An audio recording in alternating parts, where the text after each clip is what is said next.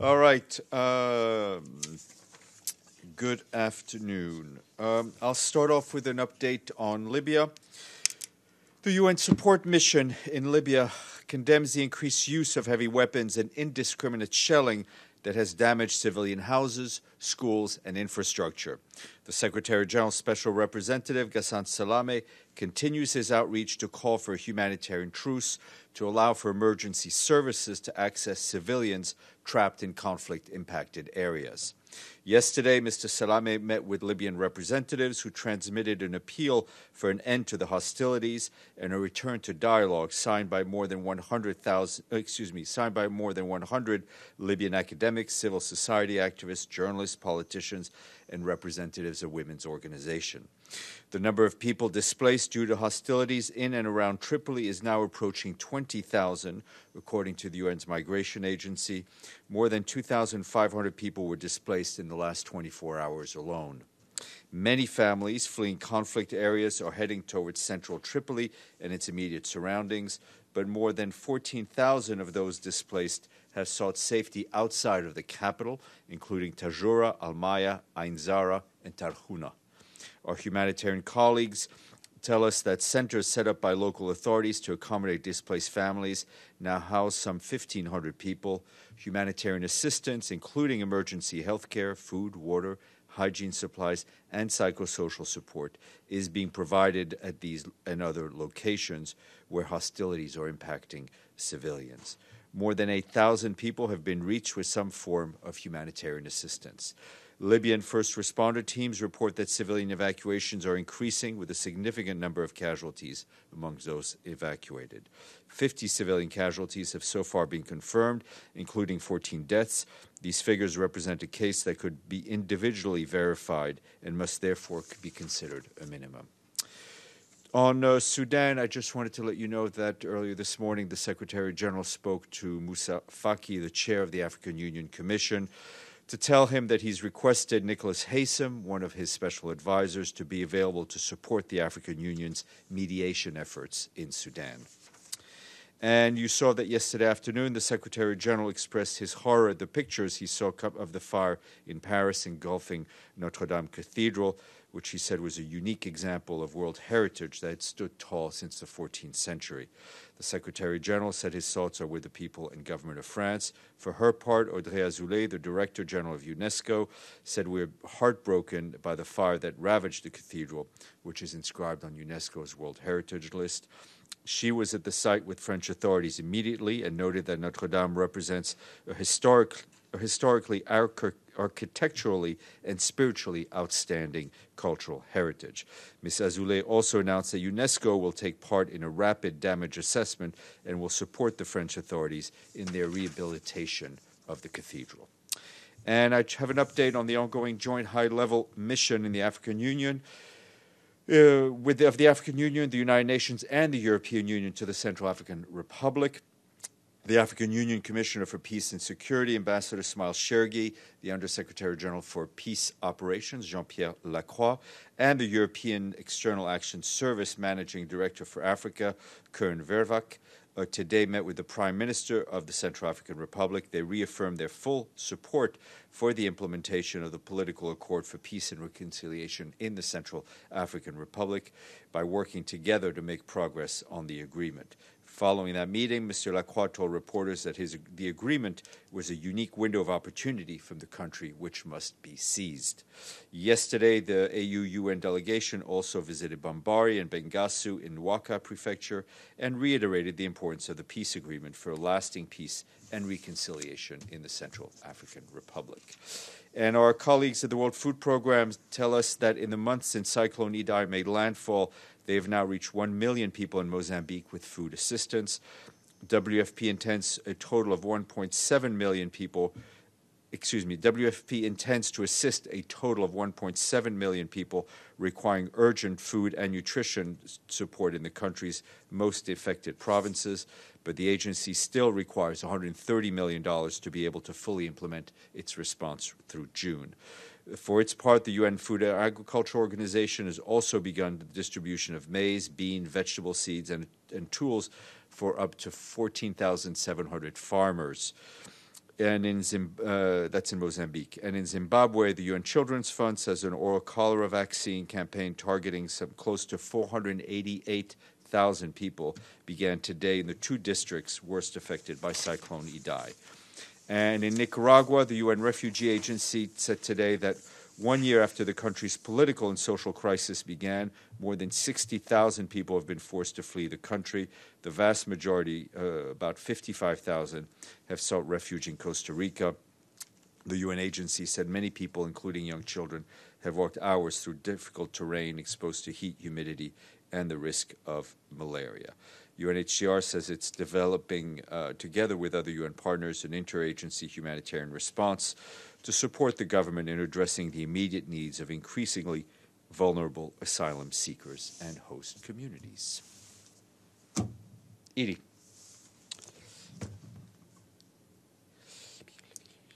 Thank you, Steph. We all saw the Secretary General's tweet. I wonder if he has anything to add on the rebuilding of Notre Dame now that the fire is out. And then I have a second question on your announcement about Nick Haysom. Is he actually going to be going to Sudan? What Sure. exactly is he going to be doing? Let's start with Europe.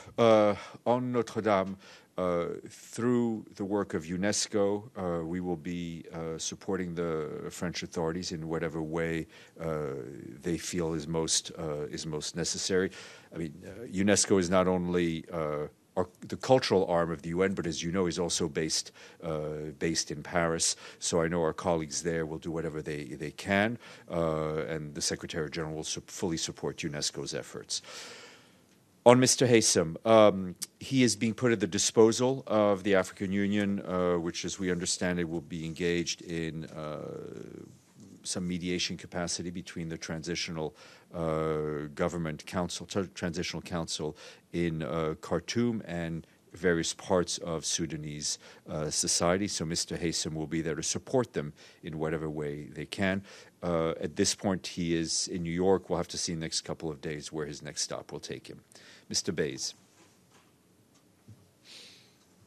Follow-up question on Libya.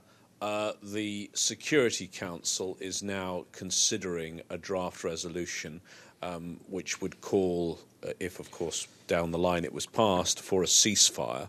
Is that something the Secretary General supports? Well, the Secretary General would welcome a strong and united response from the Security Council on this very issue. He has been, since he left Tripoli, been calling for a ceasefire, for a cessation of hostilities, for whatever you want to call it, for something where a situation where the guns fall silent, where the immediate need is for humanitarian aid to get in, for first responders to be allowed to do their work without being shot at. So we would welcome any expression from any quarter on this. Errol. On Libya as well, thanks, Steph. Does the Secretary General has any plan B? Obviously, our favorite question. If this negotiation meeting that was postponed or rather failed, to go on with the negotiation on Libya, and also, since we read the same newspapers, there are a lot of reports that the UN and the Secretary General is actually supporting, backing the current government in Tripoli, while some other members of international community, including France, for example, as said, is supporting General Haftar. So what is true? Is that it's true? Not, I think the terminology of the use backing is probably not the correct one. The government in Tripoli is recognized by the United Nations. That happens to be a fact. The Secretary General's Special Envoy is working with the government and all other parties in Libya, as well as international actors, trying to push for cessation of hostilities so we can move on with the political process. I think Mr. Salame was very clear that the national conference was not canceled. He wanted to go forward with it, but there is an obvious impossibility to go forward while people are shooting at each other and while civilians are being shot at. So it's not a matter of plan A or plan B. It's a matter of getting cessation of hostilities and getting the political procedure back on track. There is no alternative to a political solution in Libya right now. Carol and then Joe. And then Stéphane, back on Sudan, you mentioned that Nicholas Haysom will work with the African Union, and the African Union Peace and Security Council has put out a very strong statement calling on the military council to hand over to a civilian government in 15 days. Are we to assume that this appointment means that the UN will be working with the AU in this effort? I think this is where we're jumping off to a lot of assumptions. The role of Mr. Haysom will be to support the African Union's mediation efforts. I think the African Union, as we all saw, put out a very clear statement, and it's according to the laws, if I can use that word. The African Union had adopted resolutions that the African Union had adopted a few years ago concerning military coups. The Secretary General is very attached to his partnership with the African Union, and he will do whatever he can to support their efforts. I think it's only normal that a regional organization be on the front lines in trying to help mediate, and we are there to support their efforts. Joe, and then. Yes. Has the Secretary General reached out personally to Prime Minister Netanyahu to offer his congratulations on the Prime Minister's election victory? That's number one. Number two, regarding Yemen, could you give us an update on the UN's activities relating to the implementation of the Stockholm? Sure. I mean, on Yemen, I really don't have anything to add to the exhaustive briefing Mr. Griffiths gave and Mr. Lowcock gave on Yemen yesterday in the Security Council. So I would refer you to those texts. I'm not aware of any phone call between Secretary General and Prime Minister Netanyahu. As far as I understand, as far as I read in the press, the process of appointing the next government is underway. True. So I'm not aware, and I'm not aware of any phone call. And traditionally, it is done at the head of state level. But as I understand it, the negotiations with the government are still going on. Senor. A first shipment of aid by the Red Cross arrived today in Venezuela. Is the UN part of this process, or is there any progress in the discussions with the government to increase? We continue to be in discussions with the government about scaling up our operations further, and we will support the ICRC in whichever way we can. No, Monica. Oops. I'm just wondering, Steph, where and how the Secretary General will spend his Good Friday. Away from the office.